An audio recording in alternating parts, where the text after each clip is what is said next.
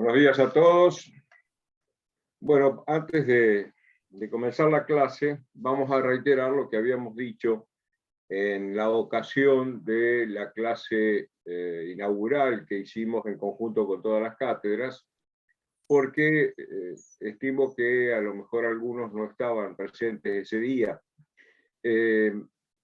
Las clases de titular las vamos a instrumentar de manera virtual, dado el número de alumnos, y la vamos a hacer de la siguiente manera.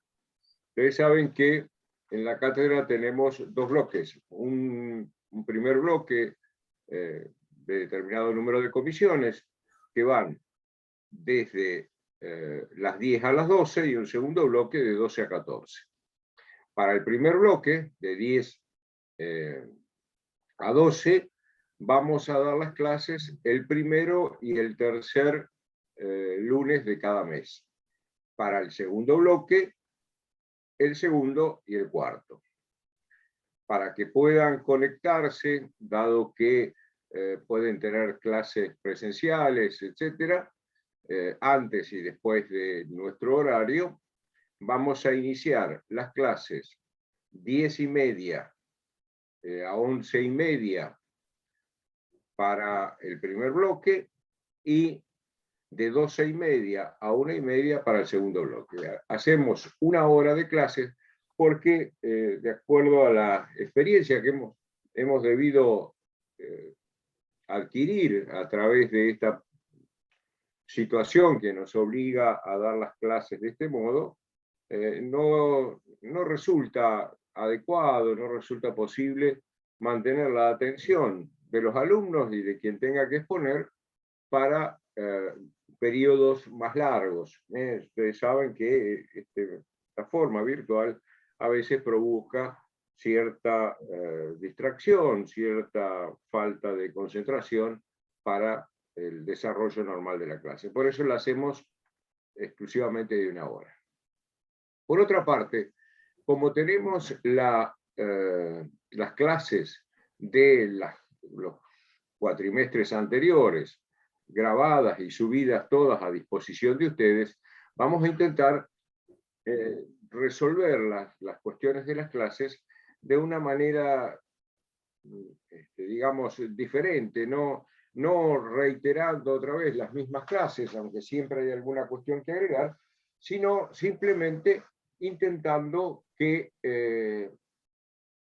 ustedes puedan, a través de los encuentros que tengamos de este modo virtual, ir evacuando dudas, haciendo consultas de los temas que están a cargo del titular, como los temas de los adjuntos, dado que por el número de clases a veces los adjuntos no pueden darse el lujo de extenderse en la explicación o la exposición de alguno de los temas. Entonces, para eso, cuando alguna cuestión haya quedado de alguna manera para alguno de los alumnos, de modo que requiera o necesite una explicación o una aclaración, para eso estamos. Así que yo les pido que ustedes, a medida que van teniendo las clases, vayan anotando las dudas, las consultas que tengan, para que las podamos volcar en estas clases que vamos teniendo. Por otro lado, ustedes tienen, y ahora después le voy a pedir a Marco y a Cristian que les aclare también la posibilidad para aquellos que vayan a rendir la materia libre de hacer consultas, para lo cual ellos han estipulado, creo que es el primer miércoles anterior a cada mesa de exámenes, para que puedan concurrir en la facultad al lugar que se determine en cada momento, de acuerdo a las disponibilidades de aulas que haya, para justamente poder allí volcar las inquietudes, las preocupaciones, las cuestiones que tengan pendientes. Esta sería más o menos el esquema. Los temas que vamos a desarrollar en las clases que vamos a tener juntos son los temas de bolilla 1, bolilla 8, bolilla 19 y bolilla 20. El resto quedan a cargo de las comisiones, sin perjuicio de que alguna vez los adjuntos soliciten que desarrollemos algún otro tema para completar lo que ellos no puedan hacer eventualmente en las clases que ellos tienen acá. Entonces, estas serían las aclaraciones o las digamos, cuestiones que tenemos para comunicar. De todas maneras, las otras preocupaciones que suelen tener los alumnos ya suelen haber sido evacuadas en las comisiones, los textos, la forma de estudiar, etc. Si alguno tiene alguna duda lo plantea, pero en principio supongo que en cada comisión ya esto está debidamente aclarado y no amerita, no justifica que le dediquemos más tiempo. Así que, para empezar entonces, veamos si ustedes tienen alguna duda, alguna consulta, alguna pregunta de lo que hemos dicho hasta ahora, como de cualquier otra cuestión que tenga relación con la materia.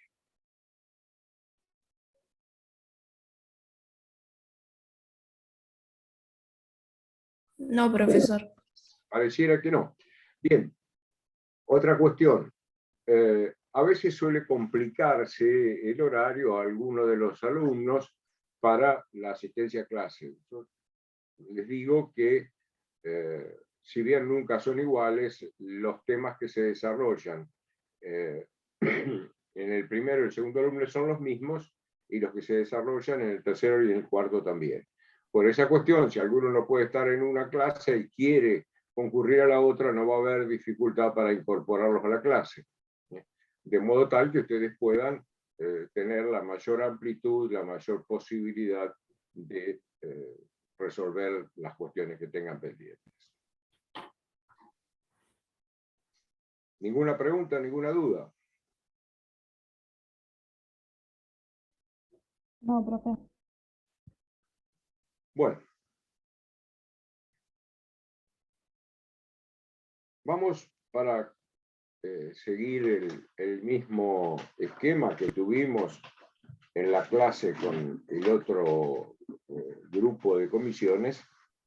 Vamos a introducirnos en una cuestión que normalmente se trata en las comisiones porque lo requiere para explicación, pero que en realidad pertenece, corresponde a la bolilla 1, la bolilla, diríamos, introductoria, con los temas introductorios de la materia.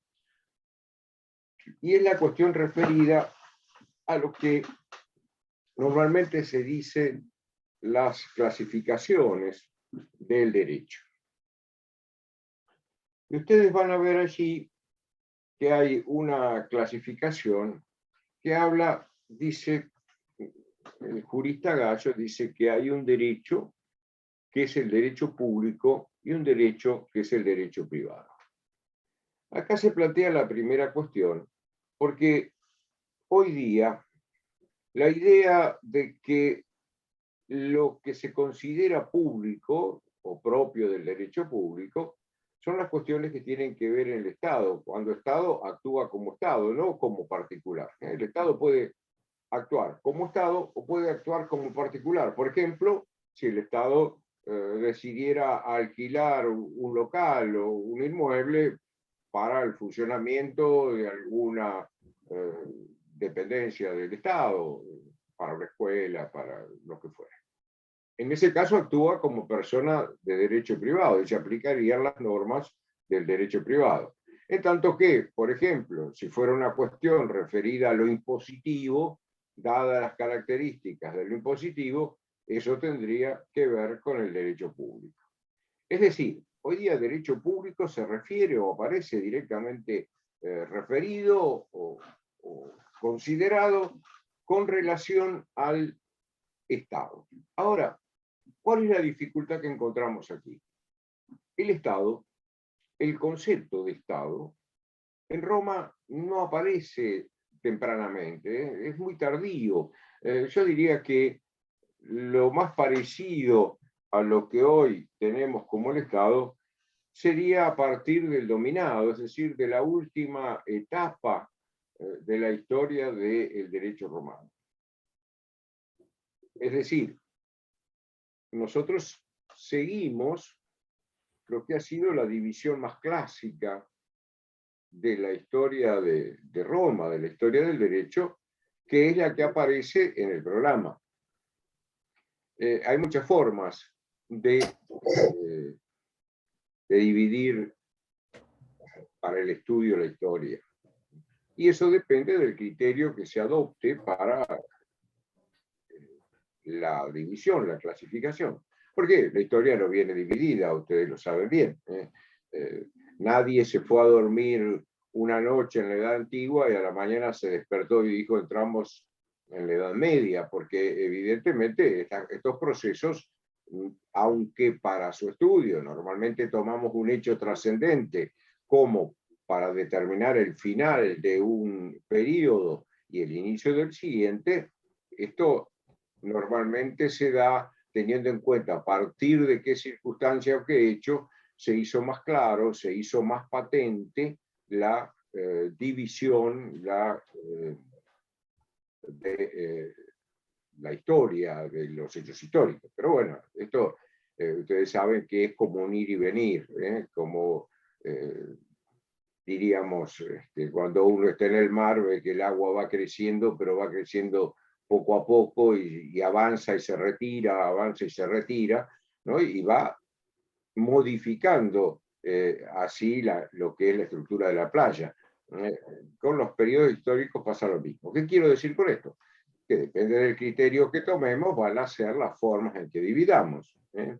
Aquellos que tienen o han visto el manual de Di Pietro La Piesarelli, verán que hay ahí al comienzo hay una especie de esquema o de gráfico en el cual se dan cómo se divide por diferentes autores la historia de la evolución del derecho romano en esta situación. Bien, ¿para qué les aclaro esto? Porque el criterio que tomamos, el criterio que es el criterio del programa, que es, diríamos, el más clásico, es el que dice que en Roma hubo una monarquía, una república, un imperio, y este imperio dividido en alto imperio, principado, bajo imperio dominado. Bien, en esta evolución, recién en esta última etapa, la etapa del dominado, aparece un poco la idea del Estado.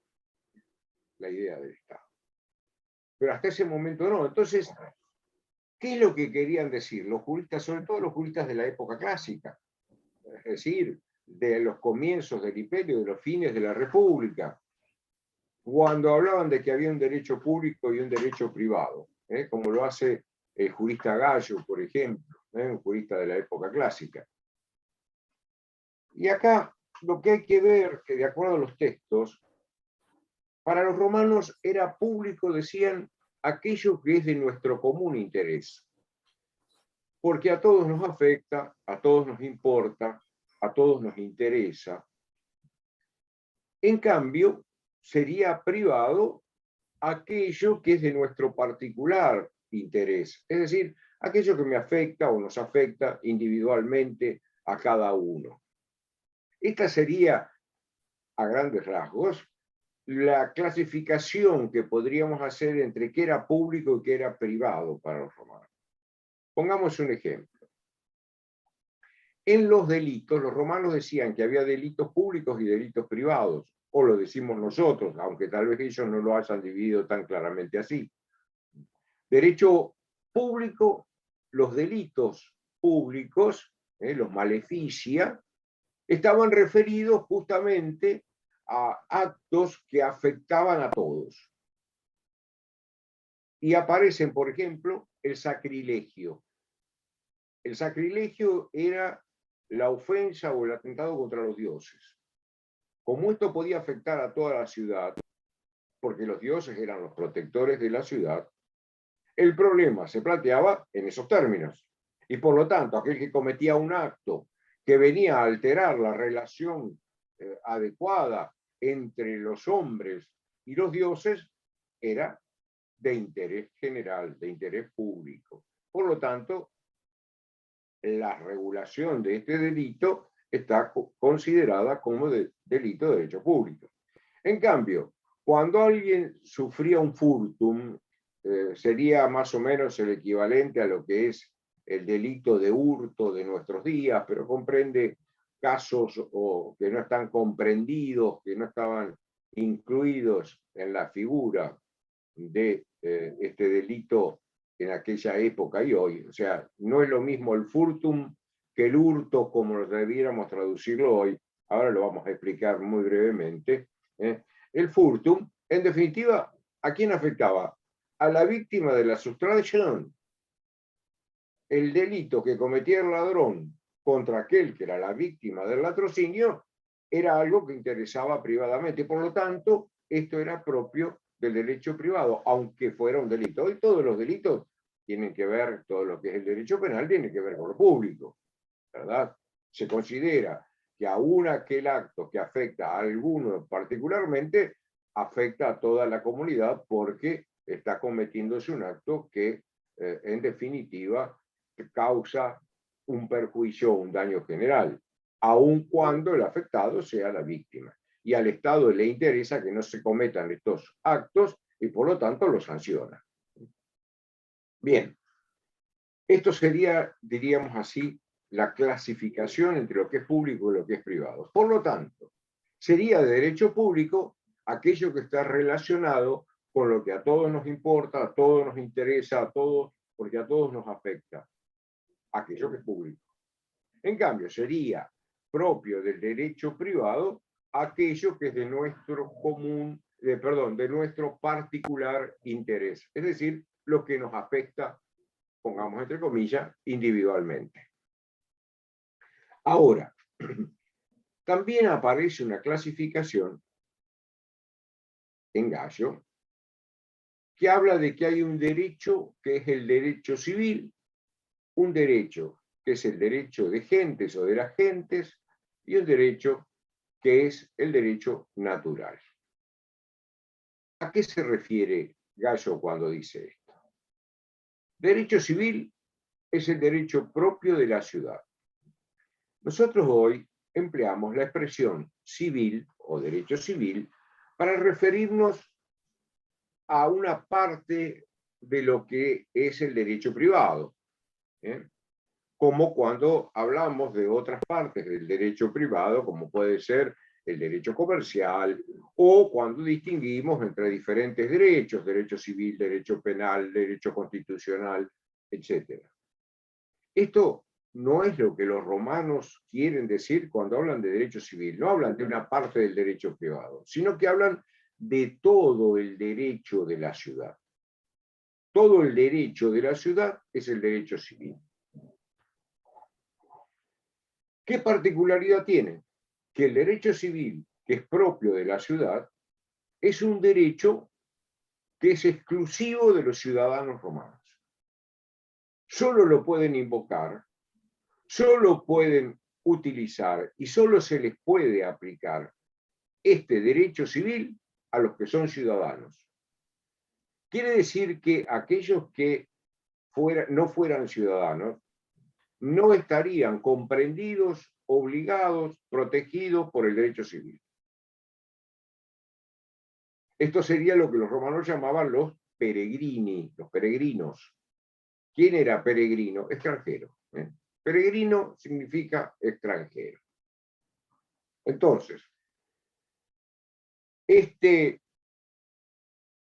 ciudadano romano es el que puede invocar y al que se le puede aplicar este derecho, al que llamamos derecho civil, que repito, es propio y exclusivo de los ciudadanos romanos. Ahora, ¿cuál es el problema que se plantean los romanos? ¿Qué ocurre? ¿Qué derecho interviene? ¿Qué derecho afecta cuando existe una situación en la que se involucra un extranjero y un romano, o dos extranjeros que están en Roma y tienen un conflicto y necesitan que sea resuelto? No se les podría aplicar el derecho civil, porque es propio y exclusivo de los ciudadanos. Seguramente ustedes ya han empezado a estudiar la parte histórica, es decir, parte histórica normalmente le llamamos, como llaman los alumnos, a las 5 primeras bolillas, si incluimos la bolilla introductoria. De la 2 a la 5 serían bolillas que hablan de la evolución histórica. En realidad son bolillas que nos están hablando de lo que sería el derecho público de Roma. Pero bueno, ahora lo vamos a aclarar un poco más. Entonces, ¿qué ocurría en este caso? Bueno, ustedes saben que originariamente lo que hoy llamaríamos la administración de justicia, las cuestiones de aplicación del derecho, estaba en manos de los pontífices. Esto va a ser así durante, sobre todo en la primera etapa, la etapa monárquica, la etapa arcaica de Roma. La siguiente etapa, lo que vino a tener, perdón, lo que vino a tener es la aparición de un magistrado o unos magistrados que se ocupaban de esta tarea, que son los pretores. El pretor es el que viene a reemplazar, el magistrado que viene a reemplazar a los pontífices. Ahora, este magistrado no es un juez. Lo primero que tenemos que tener en claro es eso, por lo que va a venir después. El magistrado no es un juez, pero es el que dice el derecho.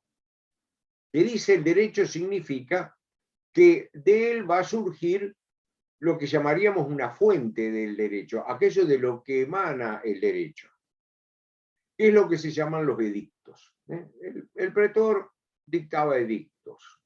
¿Y los edictos qué eran? Y eran, diríamos así, para decirlo de una manera demasiado rápida tal vez, era una especie de menú, un listado, en el que el pretor decía en qué casos iba a otorgar protección, en qué casos iba a otorgar acciones, interdictos, puestas en posesión. Todo esto van a ir viendo ustedes cómo aparece y evoluciona a través de los diferentes temas. Es decir, a ver, pequeña digresión. El derecho de los romanos prácticamente consiste, por lo menos hasta avanzado la evolución de la historia del derecho, consiste en saber si uno tiene o no la posibilidad de defenderse, de reclamar. Esto que se llaman las acciones. La posibilidad de reclamar el derecho a lo que me corresponde, lo que me es debido, lo que se me debe. Entonces, esta tarea del pretor es fundamental, porque ¿qué está diciendo? En estos casos yo voy a otorgar acción, en estos casos voy a dar protección. En estos casos, de esta manera se puede reclamar tal cuestión, tal otra, tal planteo. Esto, en la época de la monarquía, pasaba por el lado de las mores maiorum, las costumbres de los antepasados. En la época de la República empiezan a aparecer otras fuentes del derecho. Las leyes, los edictos a los que nos estamos refiriendo, las respuestas de los jurisconsultos, etcétera, etcétera. Eso ya vendrá más adelante la explicación. Ahora, yendo al edicto para entender esto que estamos diciendo sobre qué era derecho civil y derecho de gentes, el pretor urbano, que era aquel que se ocupaba de las cuestiones o problemas de los ciudadanos y por lo tanto va a aplicar el derecho civil, dictaba su edicto. Pero el edicto que es importante para el que a nosotros nos interesa en este momento va a ser el edicto del otro pretor, el llamado pretor peregrino. Peregrino está referido a extranjeros, dijimos recién. ¿Quién era este pretor? Era aquel que decía el derecho en las cuestiones en las que estaba involucrado un ciudadano con un extranjero o extranjeros que tenían alguna dificultad. El pretor peregrino estaba en Roma, porque por ahí he escuchado en algunos exámenes a alguien que dice el pretor peregrino estaba fuera de Roma, el pretor urbano en Roma. No era una especie de magistrado itinerante, sino que era alguien que estaba en Roma y que tenía la particularidad que debía resolver diciendo en qué casos correspondía aplicar las acciones, otorgar las protecciones, las defensas, etcétera, en las cuestiones que involucraban peregrinos, no solo ciudadanos con ciudadanos. ¿Cuál era la dificultad con que se encuentra este pretor peregrino? Que no puede aplicar el derecho civil. Por lo tanto, va a aparecer un derecho que surge justamente de los edictos de los pretores, que es al que se llama el derecho de gentes o de las gentes. Gentes, gens, aquí está referido a esas familias en estilo lato, en estilo amplio, aquellas, diríamos, aquellos clanes, aquellas tribus, aquellos que descendían de un pater gentium, alguien que había sido el iniciador de la gens y que después de las generaciones sigue manteniéndose. Entonces, este derecho, lo que venían a decir es, este es un derecho que es aceptado en general, que son, diríamos, que aplica principios que son aceptados en general por todos los clanes, por todas las tribus, por todos los pueblos.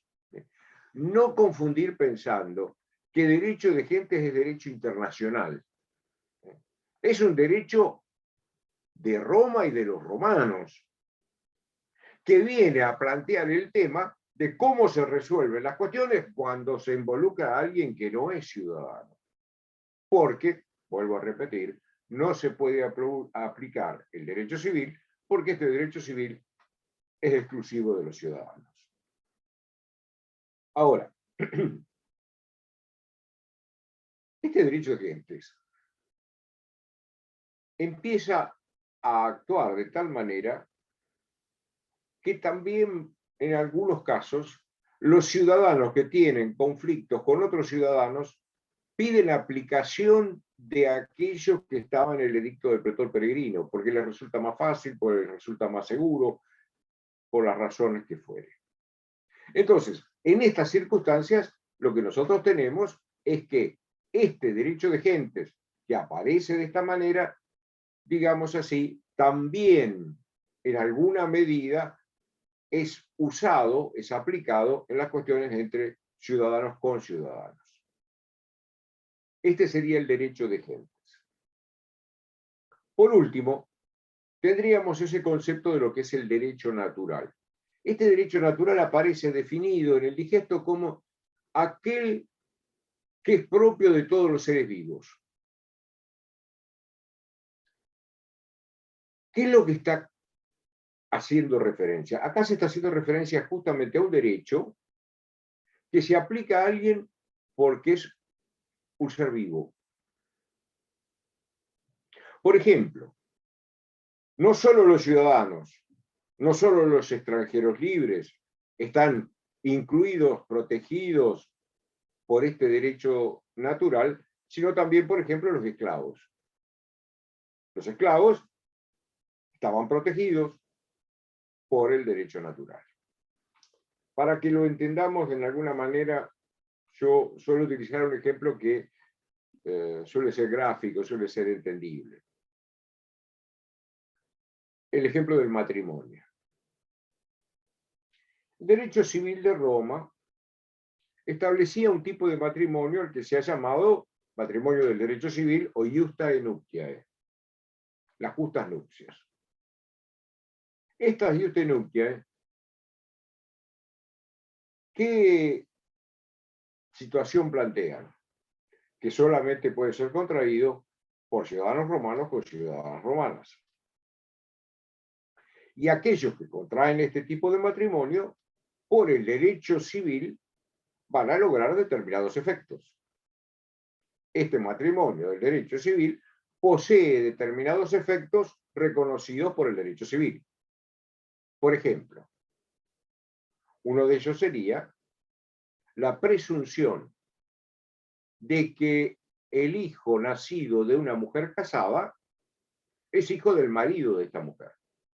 Es una presunción basada en el matrimonio. Se presume hijo del marido el que nace de una mujer unida por ius nuptiae. Bien, este efecto está reconocido por el derecho civil. Ahora bien, ¿qué pasa si un ciudadano quiere contraer matrimonio con una mujer que no es ciudadana?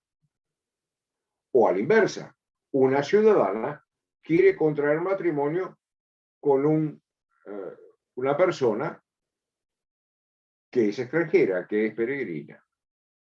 No pueden contraer ius nuptiae, porque siendo del derecho civil, es exclusivo de los ciudadanos. Aparece un derecho que es el derecho de gentes o de las gentes. Y entonces aquí aparece el matrimonio del derecho de gentes, que produce ciertos efectos, en algunos casos coinciden con los efectos del matrimonio civil y en otros no. La relación, por ejemplo, dice, ya lo van a ver cuando vean matrimonio, dice que se aplican las normas de aquel que no es ciudadano en este tipo de vida. Merece algunas aclaraciones que no es este el momento de darlas. Este matrimonio del derecho de gentes, repito, es el que permite unirse de esta manera. Ahora, si la unión es entre esclavos, eso que los textos denominan como el contubernio, la unión, el matrimonio, diríamos nosotros, entre un esclavo y una esclava, está protegido por el derecho natural. Es una institución de derecho natural. Y produce efectos, sí, efectos propios del derecho natural. Por ejemplo, un esclavo unido a una esclava por contubernio no podía ser vendido, digamos, para decirlo rápidamente, por separado. No se podía romper el contubernio de esta manera. Los hijos de las esclavas, por el derecho natural, no podían ser separados de su madre hasta llegar a cierta edad, que es la misma edad que se reconoce en el derecho civil para la situación entre los hijos de una ciudadana romana. Es decir, aquí vemos cómo se aplican los tres derechos. ¿Qué involucra cada uno? Tal vez la forma de imaginarla sería de círculos concéntricos. En el centro restringido tenemos el derecho civil. En un círculo más amplio, que comprende también a los que estaban dentro de ese primer círculo del derecho civil, están los del derecho de gentes. Y en un círculo mayor, más amplio, comprensivo de los dos anteriores, estaría el derecho natural. Quiere decir que el derecho civil lo van a poder invocar solo los ciudadanos. El derecho de gentes lo van a poder invocar ciudadanos y peregrinos. El derecho natural lo van a poder invocar todos los hombres. Podríamos hablar mucho más de esto, pero no tiene sentido complicarles a ustedes la vida. Yo quiero hacerles dos aclaraciones. La primera aclaración es que ustedes, como ya se han dado cuenta, van quedando muchas cosas como en el aire, como tomadas muy precariamente. Es que por algún lado hay que empezar. Esto es como armar un rompecabezas. Uno empieza a armar el rompecabezas, primero armará el marco y después va tratando de acomodar las piezas según el calor, la forma. El problema es que aquí ni siquiera contamos con el modelo terminado conocido. Ustedes están recibiendo las primeras piezas para que puedan armar el rompecabezas del derecho romano. Las cosas van a ir viéndose, entendiéndose mejor, a medida que cada pieza va encajando con la pieza correspondiente. Entonces, no nos alteremos, no nos preocupemos mucho. Si van quedando algunas cosas en el aire, las podremos ir aclarando a través del la explicación de otros temas o en las preguntas que ustedes planteen. Pero no hay otra alternativa. No hay otra alternativa. Por algún lado hay que empezar, hay que ir conociendo los temas y de la acumulación de los temas irá apareciendo el panorama total de lo que tenemos que explicar. Esto también nos lleva a la otra cuestión que yo les quería plantear. Y es que cuando nosotros estudiamos Derecho Romano, estudiamos Derecho, no se trata de un estudio en el cual lo fundamental sea la memoria. Lo fundamental es la relación de un tema con otro. La interrelación de los temas que van encajando uno con otro y nos van permitiendo así entender. La memoria es importante y ayuda, pero lo que realmente ayuda, lo que realmente, digamos así, interesa para el derecho, lo primero es la relación de los temas. Entonces, siempre ustedes, fíjense, miren, si ustedes ven los libros del doctor Di Pietro, incluso del doctor Argüello, en los libros de Di Pietro lo tengo, digamos, se puede graficar mejor. Di Pietro normalmente cuando habla de un tema, aparece un asterisco que nos lleva al pie de la página, donde nos habla de dónde está, con qué está relacionado ese tema. ¿Esto por qué? Por lo que estamos diciendo. Porque lo que estamos diciendo es, y como está todo íntimamente relacionado, hasta que no tenemos el panorama completo, es difícil de entender la totalidad. Estas dos cuestiones es bueno que las tengan en cuenta al momento de estudiar. La otra cuestión es, miren, no tenemos que alterarnos si encontramos, según el texto que tenemos, diferencias con otros textos, con lo que por ahí se explica en clase. Porque estamos hablando de un derecho, de unas instituciones que evolucionan a través de 14 siglos. En 14 siglos en que se ha modificado totalmente el panorama. Que lo que era una ciudad primitiva, una aldea prácticamente, se ha transformado en un imperio tan amplio que prácticamente comprende la totalidad del mundo conocido. Entonces, evidentemente, aquel derecho originario propio de una ciudad, casi de una aldea, al derecho necesario en la época del imperio, nos va a plantear la necesidad de modificaciones, nos va a plantear la necesidad de aparición de nuevas instituciones, nos va a plantear, en definitiva, la evolución del derecho. Si nosotros analizamos el derecho como quien mira fotografías en un álbum, por allí no entiende.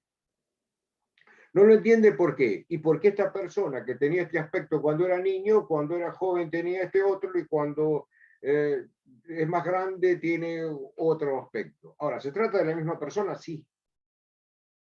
Pero indudablemente, si yo no veo la relación, si yo no veo la evolución, si yo no veo la película y solo me quedo con la foto, no llego a entender la evolución de esta persona, las características de esta persona.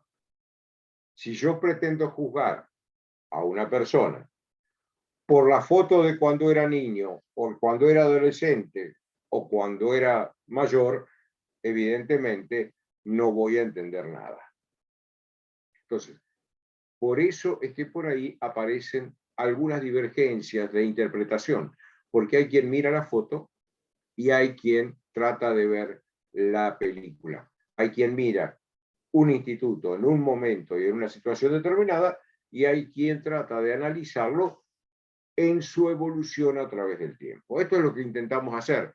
Si lo logramos o no lo logramos, será una cuestión que tendremos que ver en el futuro.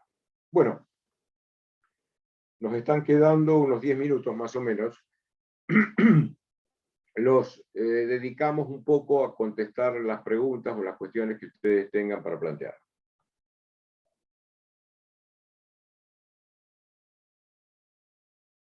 ¿Alguna duda? ¿Qué tal? Buen día, profe. A mí me quedó por ahí una duda chiquita cuando hablamos del derecho de gentes. Sí, decime. Cuando la situación es entre dos ciudadanos romanos, ¿no? Y solicitan por la aplicación que se aplique este derecho, ¿se lo tienen que solicitar al pretor peregrino? Mirá, a ver, cuando veamos la bolilla 8 va a quedar más claro, ¿eh? Porque esto se ve claro cuando se estudia el procedimiento romano. Pero acá de lo que se trata es esto. Primero, tenemos que tratar de despojarnos, de no dejarnos influenciar por lo que conocemos o por lo menos intuimos de cómo son las cosas hoy. Porque en algunos casos se parecen, en algunos casos son similares y en otros no. Nosotros, cuando hablamos hoy día de aplicación de justicia, ¿de qué hablamos? De los jueces. De los jueces. Pero en Roma los jueces, sobre todo hasta avanzado el imperio, los jueces son particulares, que se designan para cada caso. Por lo tanto, esta cuestión tiene sus bemoles. Ahora, el ciudadano romano, cuando va a actuar, actúa conforme el derecho civil. Ahora, ¿qué pasa? Cuando hay algún tipo de cuestión que es más fácil resolverla por el derecho de gentes, va a pedir que se le aplique, aún cuando se encuentre dentro de la órbita de los magistrados del derecho civil. Esto se va a ver claro en el tema de sucesiones, por ejemplo, donde hay un sistema de sucesiones que es del derecho civil y hay unas volteretas que hace el pretor para resolver algunas cuestiones conforme, entre comillas, el derecho de gentes a través de lo que era la bonorum possessio, que ya van a ver ustedes de qué se trata. Este es uno de los supuestos en los cuales, como decía, tenemos que ir armando el rompecabezas. No sé si está claro, pero lo que quiero decir es esto. El pretor urbano aplicaba derecho civil, pero esto no significaba que cuando tenía que ir a hacer el planteo, hiciese valer el derecho de gentes, no solo el derecho civil. ¿Está claro? Cuando veamos la bolilla 8 te va a quedar más claro. Pero por el momento dejémoslo ahí. Profesor, una consulta. Sí.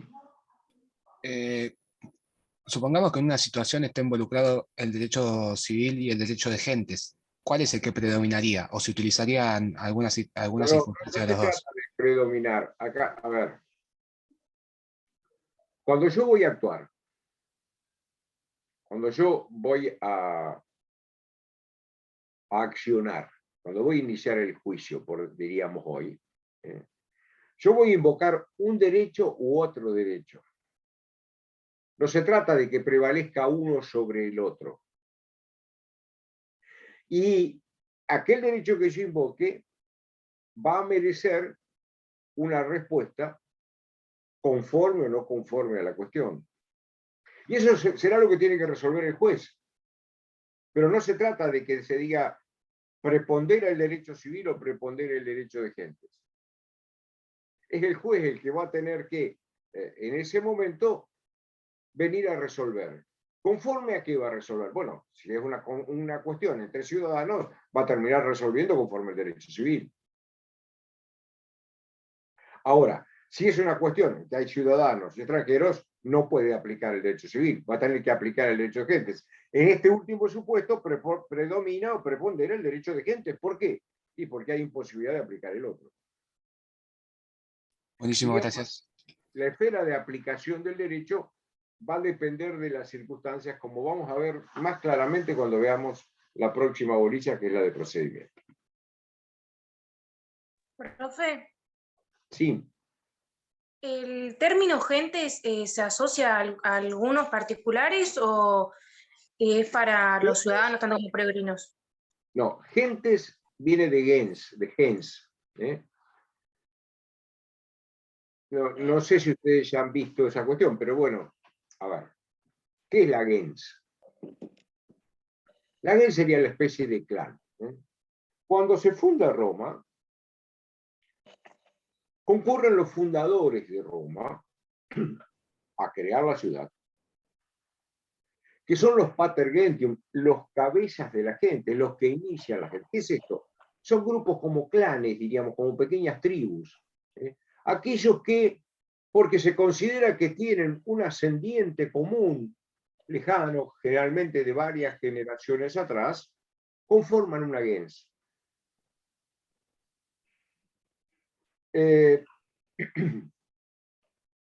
Por ejemplo, el ciudadano romano tiene los trianomina, los tres nombres. ¿Eh?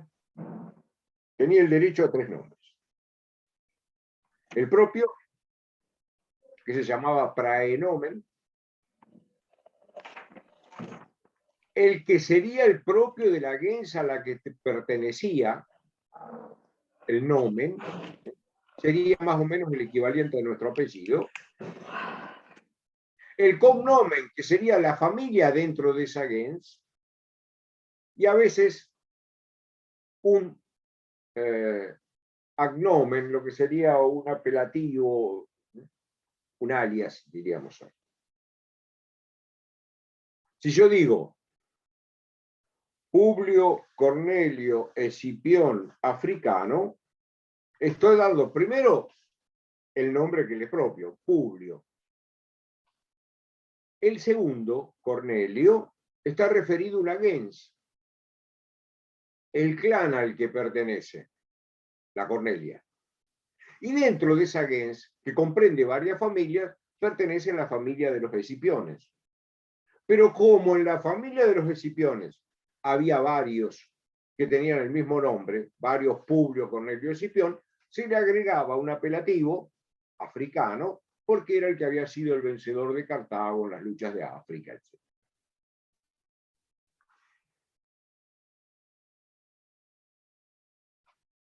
Nosotros podríamos hoy decir, todos los que tengan el apellido Pérez o el apellido Martínez pertenecen a la misma gens.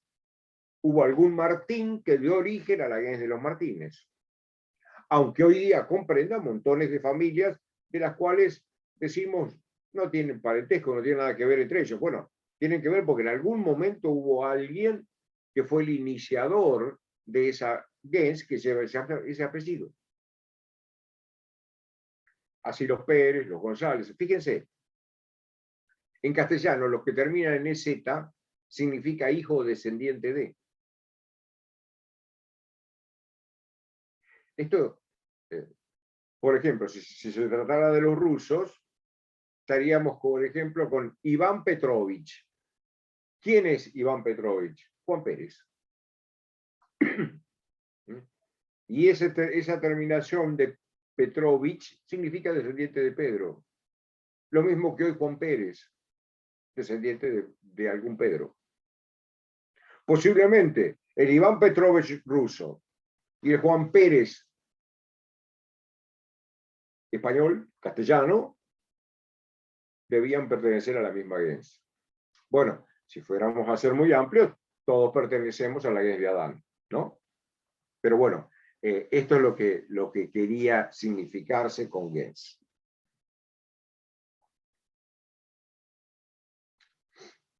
¿Alguna otra pregunta? Bueno, como ya estamos en la hora y puede que usted tenga que concurrir a alguna clase presencial o a alguna otra clase virtual, los liberamos para que tengan el tiempo necesario para cumplir con eso. Nos estamos viendo dentro de 2 lunes, Dios mediante. Que lo pasen bien. Gracias. Y anoten las dudas. Chao, profe. Chao, chao. Gracias, Marco. Gracias, Cristian. Gracias, Haroldo. Gracias, Haroldo. Chao. Hasta luego, profesor, que tenga un buen día.